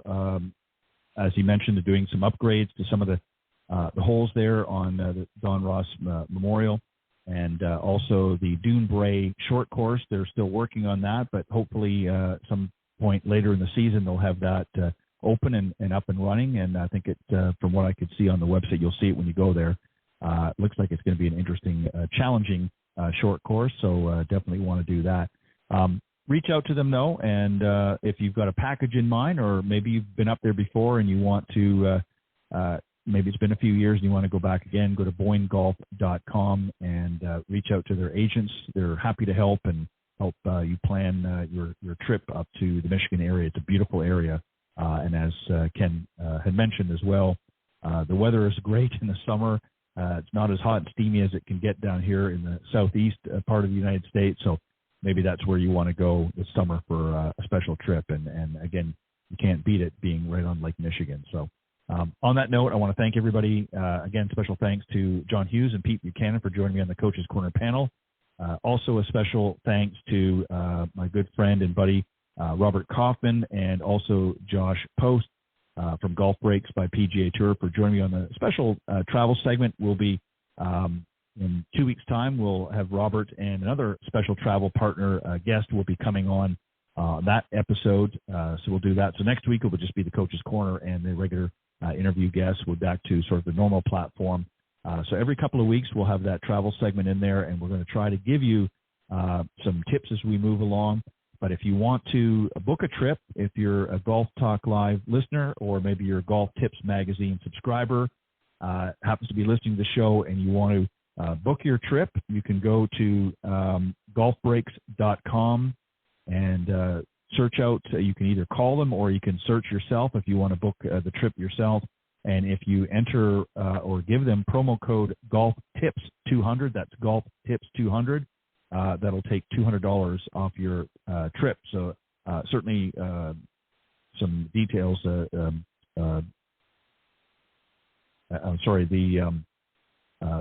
Certain things apply. Obviously, you'll have to check with them. But it's a great opportunity. Go to Golf Breaks by PGA Tour. Today, golfbreaks.com is their website, and use promo code GolfTips200.